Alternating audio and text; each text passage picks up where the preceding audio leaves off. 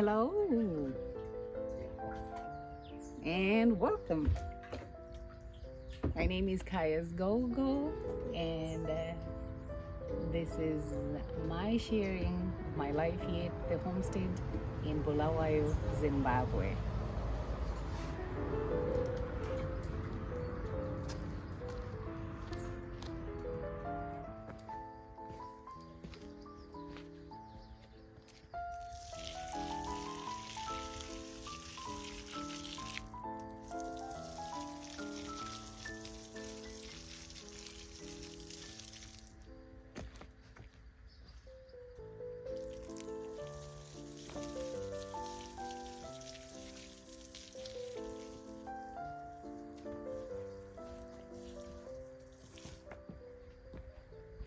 Now, this might seem like a tedious way of watering the garden, but when I do this, it gives me an opportunity to get closer to the plants, to observe them real close, and see how beautiful they are. I also try and conserve water. Bulawayo is a dry region, really, even though we got quite a bit of rainfall last year, this past rainy season. Still a good idea to preserve the water. I water using the cans.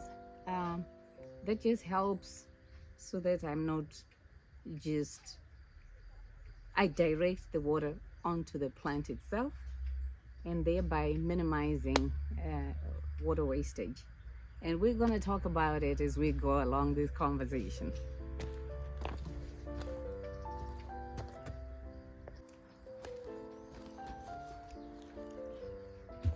So this is borehole water. We have a borehole here. It's not very prolific, but it gives us enough water, at least, to be able to sustain the gardens during the dry season. And hence, this is why I do not use a hose. I use the watering cans so that I can minimize the amount of water that just goes to waste. So we collect the water in the drum when it's pumped from the borehole. It's hopefully this year, because we had a good amount of rain, we will have a little bit more than what we've had the last 2 to 3 years. It was literally dry.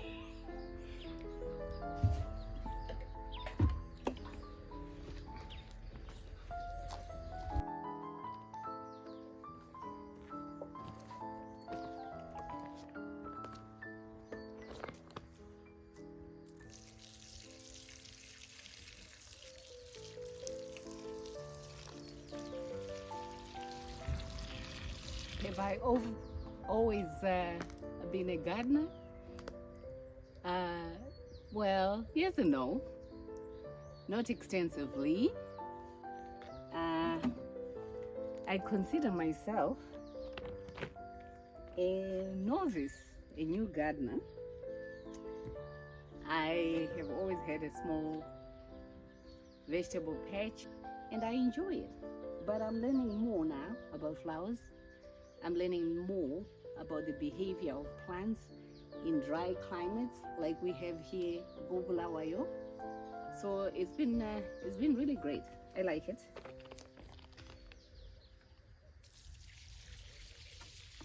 Hence my focus on the plants that can tolerate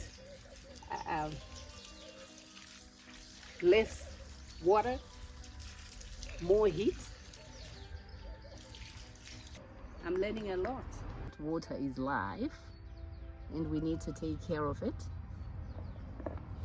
We need to conserve water. We need to be mindful that not only us need the water, but the plants as well as animal life. A little bit about myself. I was born here in Zimbabwe. I was born in the then Rhodesia in Salisbury, and now Harare. Edith Opperman in Mbare is where I was born many, many moons ago. Yep, Mbare originals.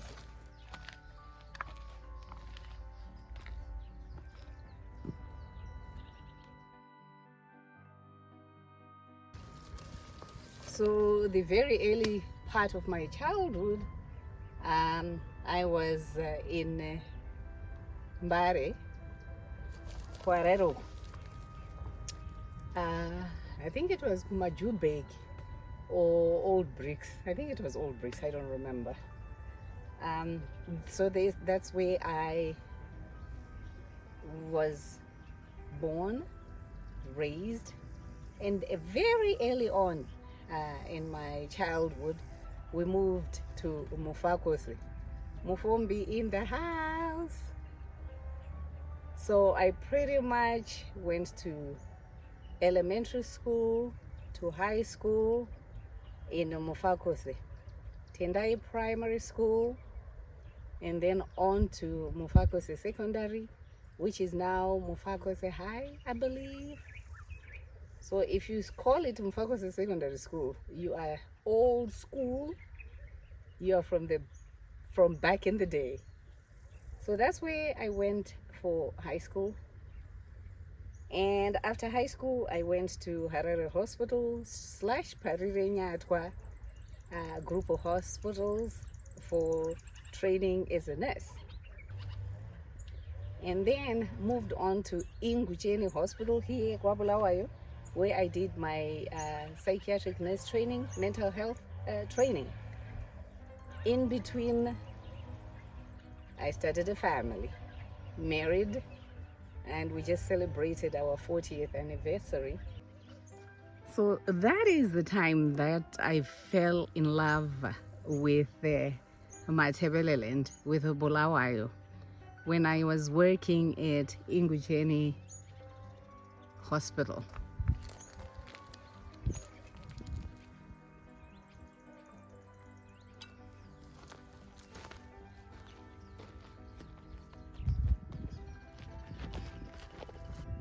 How many children? We have 4 children, 3 girls and a boy. And I have 10 grandchildren. Yeah, grandmother to 10 beautiful grandchildren. I love them dearly. Hence my frequent travels back to North America. So from the 10 grandchildren, we have 2 sets of beautiful twins. The Creator blessed us with a set of twins that have developmental challenges, which gives one a different look at development and the pressures that parents with children with disabilities go through. Yeah, it is tough. So yes, 10 grandchildren, 4 children. I travel with my grandchildren. I traveled a lot with the first 2. I have tried to educate my children about the African continent, that it is beautiful, it is livable, they can invest here, they can vacation here, they can choose to relocate and move back on the continent. It is just beautiful. I am trying to change that narrative that Africa is poor, it's full of wars, diseases, and generally uninhabitable, which is far from the truth. So I do my part in educating my children, grandchildren, friends and family that come back to Africa. This is why I'm here, thriving and loving every bit of the time that I'm spending on the continent. Well, I like that question. what made me move back to Zimbabwe?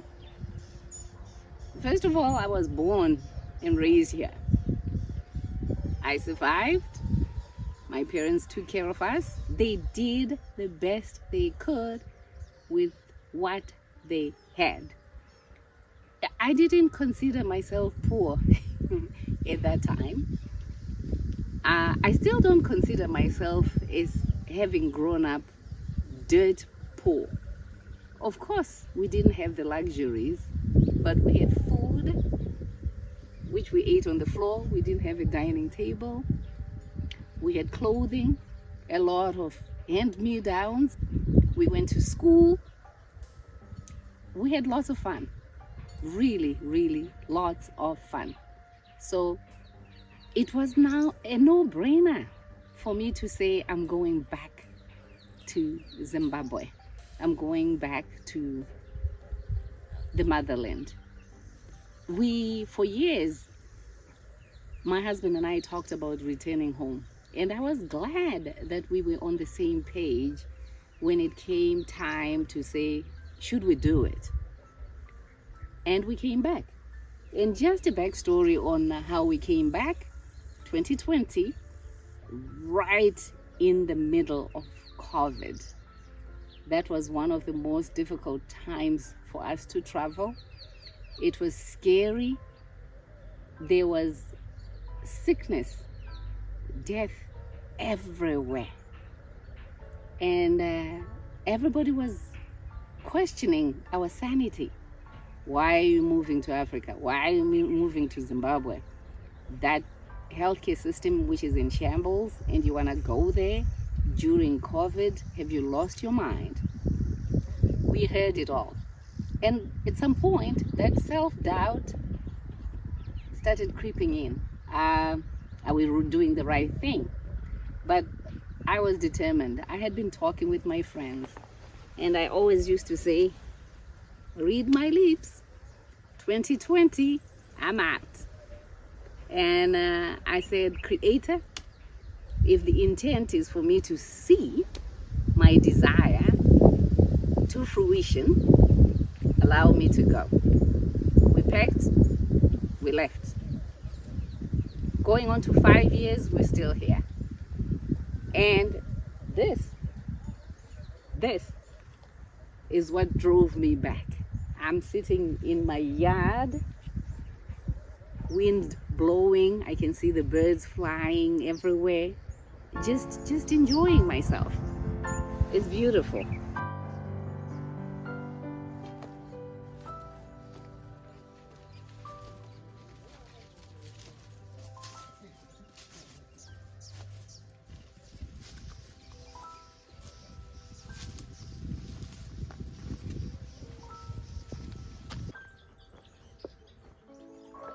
What is it that I like about being here? Being able to grow my own crops, being able to raise my own chickens. This is the reason why I love being back in Zimbabwe. Ngiyayithanda iBulawayo. Ngiyithanda isizwe Zimbabwe. I have space to pretty much do everything that I like. This is why I like being here. Let me take you to my garden so you can see the crops that we grow. It's the end of the rainy season. We are already approaching winter. So the maize stalks are drying up. We have some lemons growing here. So this is our vegetable garden. We have some onion that we just put down. We have muriwo. The stalks are looking sad, so we have new plants we just put on the ground. Not sure what's growing here. I think it's tsunga. We have harvested some pumpkin from over there. This is mutowe utlautlao. Right here in my backyard, a new crop of muriwo over here.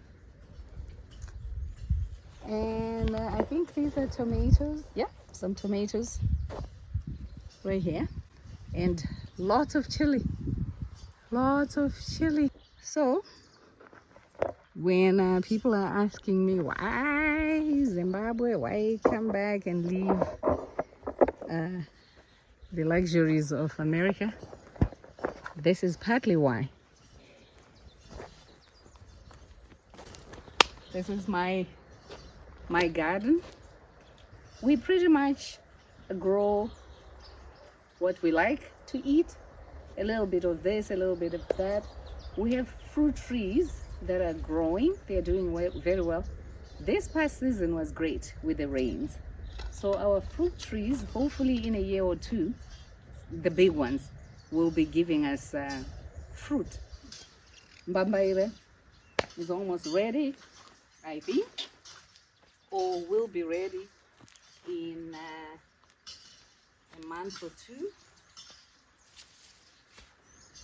Sweet potato we'll be eating from here. And yeah, so why did I come back? I came back to live my simple life on my property.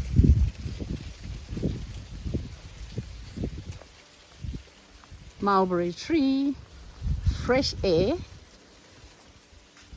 peace and quiet. When we moved to this place, there were not too many homes around, but the city is growing. We have a few more neighbors. I hope I've answered your question. Why did I move back? I don't think I would have been able to afford this much land in America. I don't think I would have been able to be as happy as I am here.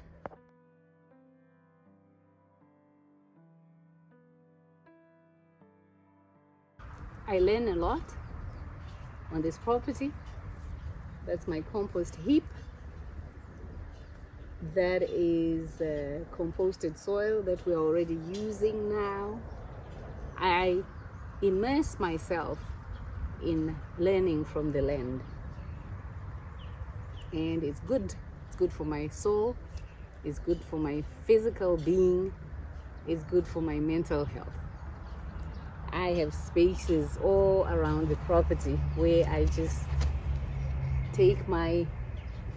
sit on the natural chairs, or take my chair and sit and enjoy the cool breeze. I love getting up early in the morning before the sound of cars and cutting of grass. It's quieter very early in the morning, and the birds, you can still hear them loud and clearly. How are the services in the country? There's a lot of improvement that needs to happen. A lot of things have fallen apart. That is the honest truth. The roads, some of them are so bad that a journey that would take you an hour will end up taking you 3 hours or even longer because of navigating the potholes. Infrastructure needs to be revived. If you go to Harare, lots of buildings coming up, the roads, some of them have been rehabilitated, new cities have sprung up. So there is growth, there is development, but the old infrastructure needs to definitely be revived. Clinics, hospitals need equipment, medications, the staff, the low morale. If something can be done to improve that so we can retain the brain power. A lot of brain drain has gone on in the country. People leaving the country to look for greener pastures. What is it that I don't like? I don't like not having good public services, good public transportation. Roads need a lot of repair. Food is pricey. You have to remember that there's a lot of unemployment here. People are not earning as much. I think decentralization needs to be something that the country focuses on. People should not be moving. All of us should not be in Harare.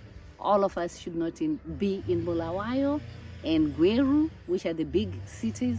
We should move out, spread out, so that one city is not overwhelmed. The infrastructure of a city is not overwhelmed.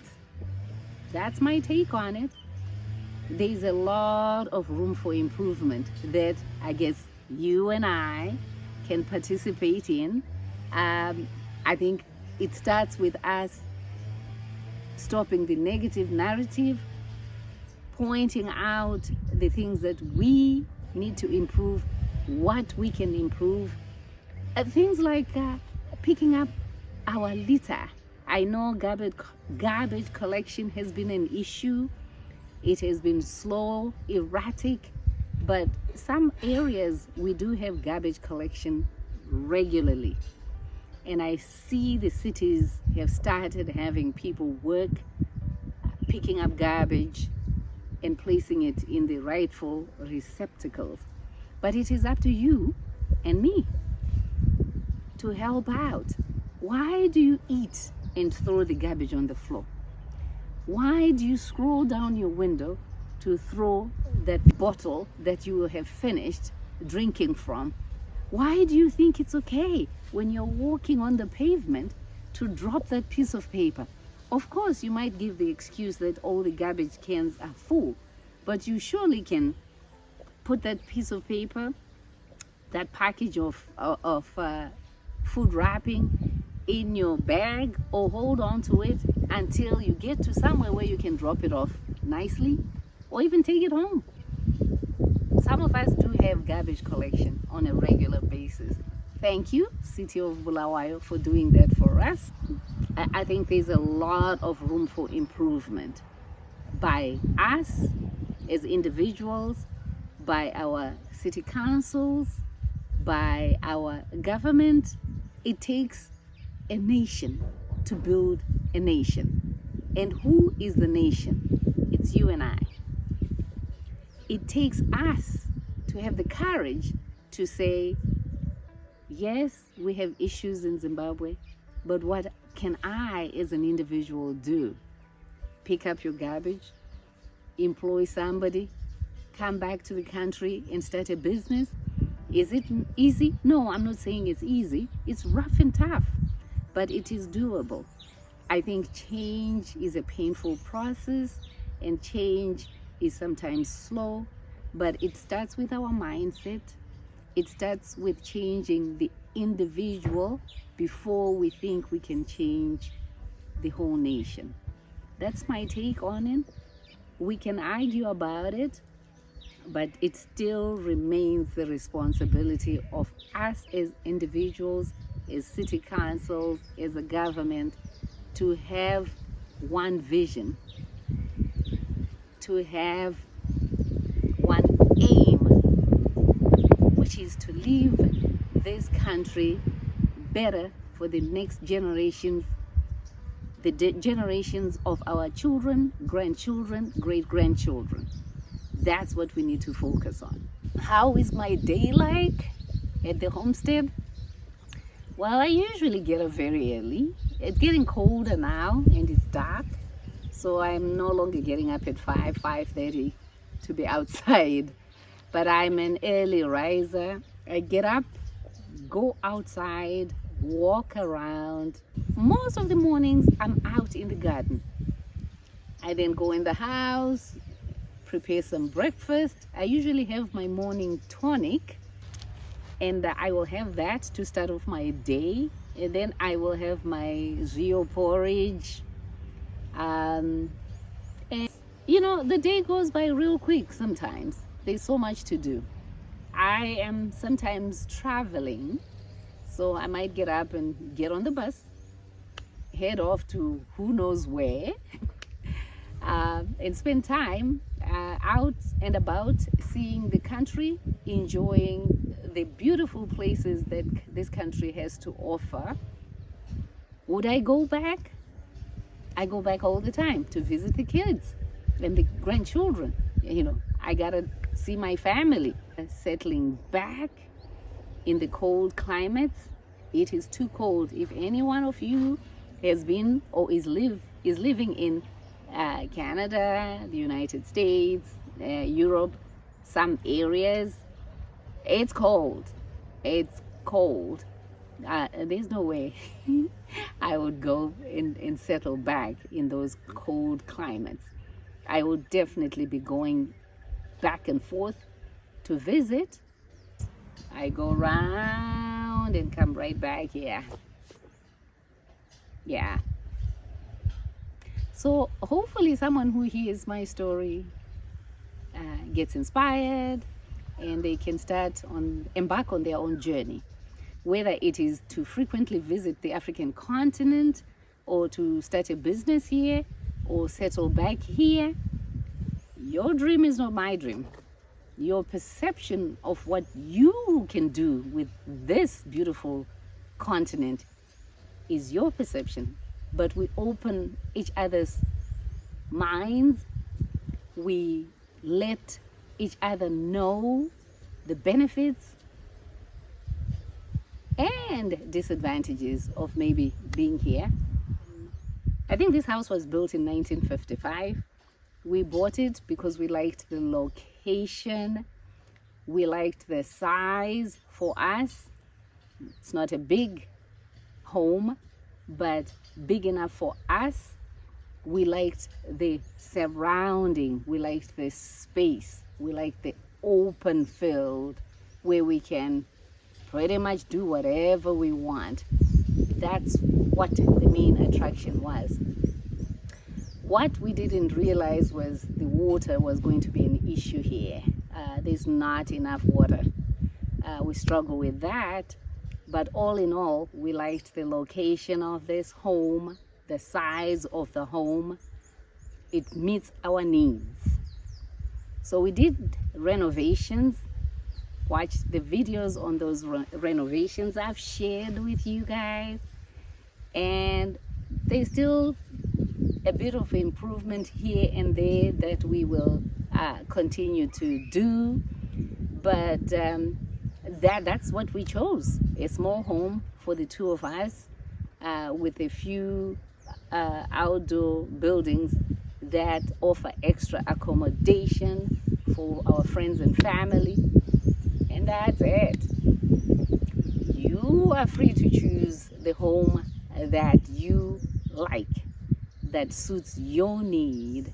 I have shared with you the homes that some Zimbabweans have built, have bought, and they are beautiful homes. They are homes of their dreams. They are homes that their pockets can afford. They are homes that are here in this country. If you have a home that you'd like me to come and have a look and so we can share and talk about your journey, in the comments below, tell me about it. Send me an email so we can share. This is to inspire each other, folks. This is to let each other know that things are happening in this country, and things do happen, good things. Yes, there are bad things happening, but there's also the good. There is no place that doesn't have its own issues. There is no place on this earth that doesn't have its own problems, unique to that space. So that's what I can tell you about Zimbabwe. Real estate, you never go wrong. You buy your home here, you buy your home wherever you are, it will always be there. This stone here, unless I move it, it ain't going nowhere. It's solidly sitting on the ground. It's the same with your home. Yeah, it can get damaged. Yeah, you can choose to bring it down, raise it to the ground and build something new, but that ground, the ground that it sits on, is going nowhere. So it's a good investment to go into real estate. A lot of townhomes are coming up in Zimbabwe, especially in Harare. There's also townhomes that are coming up here in Bulawayo, in Masvingo, Gweru, everywhere. People are investing in this country.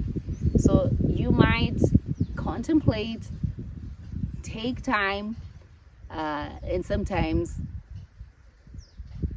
you let this train pass, you miss the opportunity.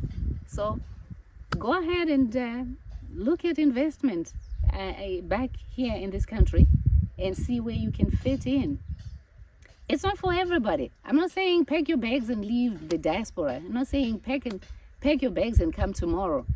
Organize yourself, sort your finances, be disciplined where you are so you can save. Make sure you live well where you are. Don't deprive yourself too much, but be able to invest.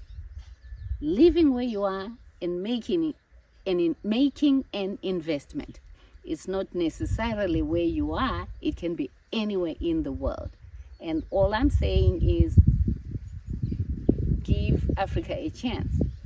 Not Zimbabwe, but Zimbabwe if you like it, or anywhere else on the African continent. There's so much beauty. There's so much beauty that we, as people of color, as Africans and Africans by descent, we are letting this opportunity pass us by. So I hope the conversation is helping or has helped you. If you are on the continent, give me a shout out so we can meet and greet. Word of advice, I would say run your own race. Run your own race. Know what you're capable of and what you can and cannot do. Strive for perfection and knowing that you are perfectly imperfect. Admire what other people do. Feel free to copy, but don't succumb to the pressures of what you think people expect out of you or what you think people want to see you do. You do you. You know your limits. Invest, invest, invest. I think we learn about investment way too late. We don't consciously know how to invest. We don't educate ourselves about investing. Learn about investing. Start early, start young, and be open to embracing new challenges. The one biggest challenge, be open to the fact that Africa is on the rise. Africa is just at the cusp of doing great things. So don't be left behind. That's what I would say.